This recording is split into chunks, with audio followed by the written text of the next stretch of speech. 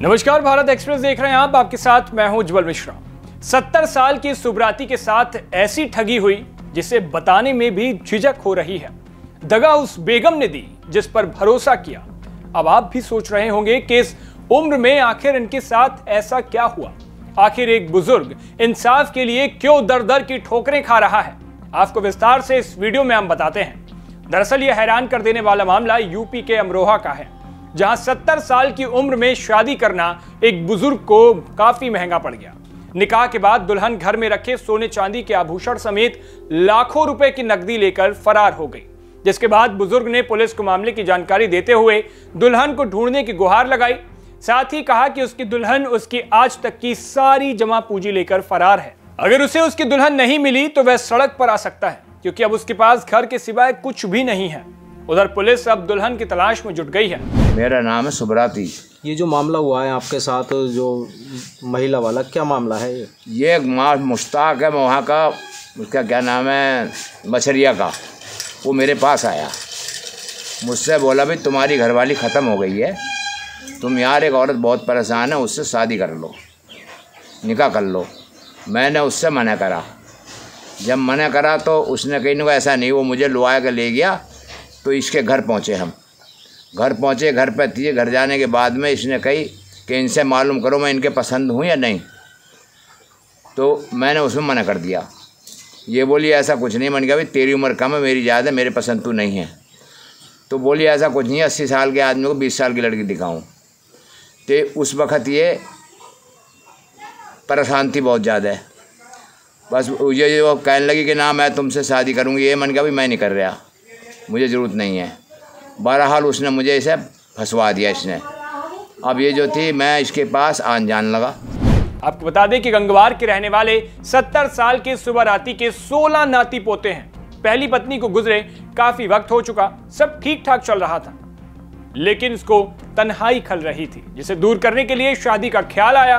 रिश्तेदारों से बात हुई। बातचीत के दौरान एक शख्स ने उसकी मुलाकात एक महिला से करवा दी। महिला भी कम नहीं थी, उसके 3 बच्चे थे। दोनों की मुलाकात हुई और कोर्ट मैरिज कर ली। ये बोली मुझसे, मुझे तुम 5000 रुपये उधार दे दो, मैं अपना इलाज कराने जा रही हूँ दिल्ली। ये मन गया भाई घर को आ जाइए, घर से ले जाइए। ये घर आई और घर आने के बाद में मुझसे 4000 रुपये ले गई है। मेरे 4000 रुपये मेरी जेब मैंने काट दे दिए। दिल्ली चली गई। दिल्ली से लौटी कम से कम ये 10 दिन के बाद, और अपनी बहन को लेकर आई 2 को, और एक बहनोई को, 2 बहनोइयों को लेकर आई। और इसने मुझे बुलाया। इसने जो मुझे लुआ कर लेगी, मुझसे बोली मेरा अल्ट्रासाउंड करा दो। इसकी बहन बोली दिल्ली में नहीं पकड़ी किसी ने भी, इसका इलाज तुम कराओगे। तो इसने जो है, इसने इलाज यहाँ कराया गांव में, एक डॉक्टर उसके पास। जब इलाज कराया तो इसके इलाज में लगे 21,000 रुपये। मुझसे बोली मैं दे दूँगी, तुम पैसे तुम दे दो। मैंने साहब वो पैसे इसे दे दिए। उसके बाद में इसका मेरा संबंध जुड़ गया, ऐसा गहरा बन गया कुछ। शादी कब हुई फिर आपकी? हैं शादी? और सुनो, उसके बाद में जब आता रहा जाता रहा, आता रहा जाता रहा, कोई बात नहीं।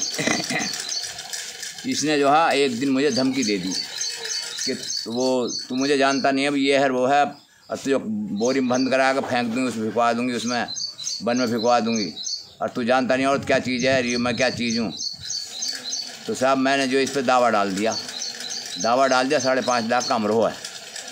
अमरोह जब दावा डाल दिया तो उसमें है इसकी गिरफ्तारी होगी। लड़कों का, लड़के का, सबके नाम थे। अब ये भागी फिरे, बोली फैसला करो या निकाह करो, फैसला करो या निकाह करो। तो मैंने कहा भी इसमें फैसला ऐसा नहीं होने का, तू कोर्ट मैरिज कर ले। मेरा दावा कोर्ट मैरिज का है तो फैसला हो जाएगा, उसकी फोटोकॉपी लग जाएगी। हमने हसनपुर जाकर कोर्ट मैरिज कर लिया। सुब्राती का कहना है कि कोर्ट मैरिज के कुछ दिनों बाद ही उसकी नई नवेली दुल्हन ने उससे 5 लाख रुपए ले लिए।